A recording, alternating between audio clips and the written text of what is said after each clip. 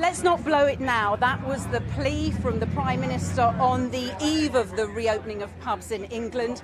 And according to, as you said, the Health Secretary and indeed the police, the majority of those who went out, ventured out for a pint this weekend have behaved responsibly. Not everything went according to plan. Hundreds of drinkers gathered in the streets of Soho, making social distancing virtually impossible. And here in Nottinghamshire, a dozen people were arrested and a handful of pubs had to close early because of antisocial behaviour. But those fears of chaotic street scenes, of New Year's Eve-sized crowds failed to materialise. And let's not forget, it wasn't just Super Saturday. For those unable to go to church since lockdown, it was also Super Sunday. The sound of organ music heralded the return of the faithful. Southern Minster opened its doors for its first Sunday service in nearly 4 months. Absolutely fantastic after so long, and we've been watching on the television on YouTube every Sunday morning, but to actually be back in this place again is just amazing. It's a big relief, actually. It's been really strange having to carry on worship in our own homes, which is quite alien for Christians. Inside, stripped of much of the seating, the cathedral now looks cavernous.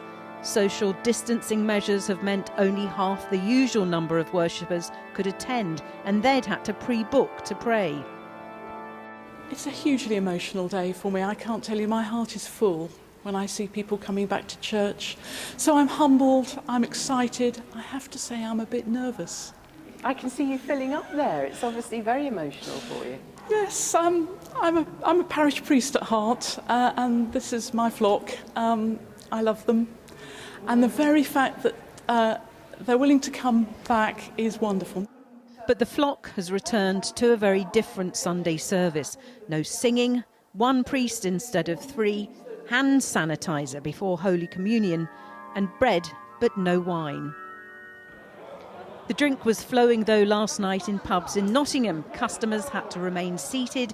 Some large groups of friends were separated by perspex screens. And theoretically, at least, it should have been 2 households per table. I don't think it's a problem at all. If you all self-isolate, it's not an issue. We've all been self-isolated, we've all been working from home. There's not an issue at all. Are you worried about getting COVID?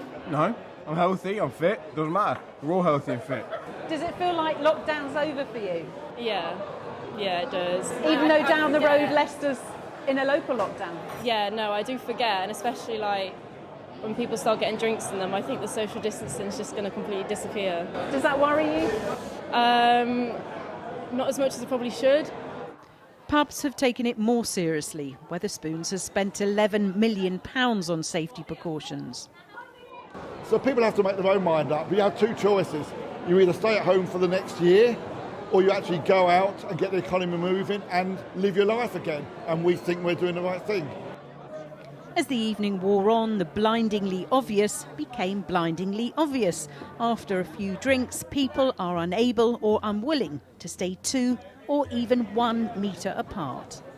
As you can see, as the night's gone on, everybody's idea of social distancing is completely evaporating, and it does lead to the worry that you can see people going up and hugging each other and shaking hands, which we haven't seen recently. It's not the same dynamic as people going into supermarkets and shops, and it's a worry that that's therefore going to lead to a further spike in the coronavirus cases at some point in the future.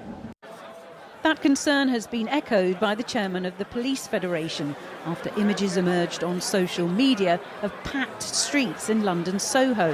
Wow. Elsewhere in the country, including Nottingham, the loosening of lockdown was a more low-key affair. Pubs are open! Pubs are open! And I'm living life. But what's been popular with some has been deemed premature by others.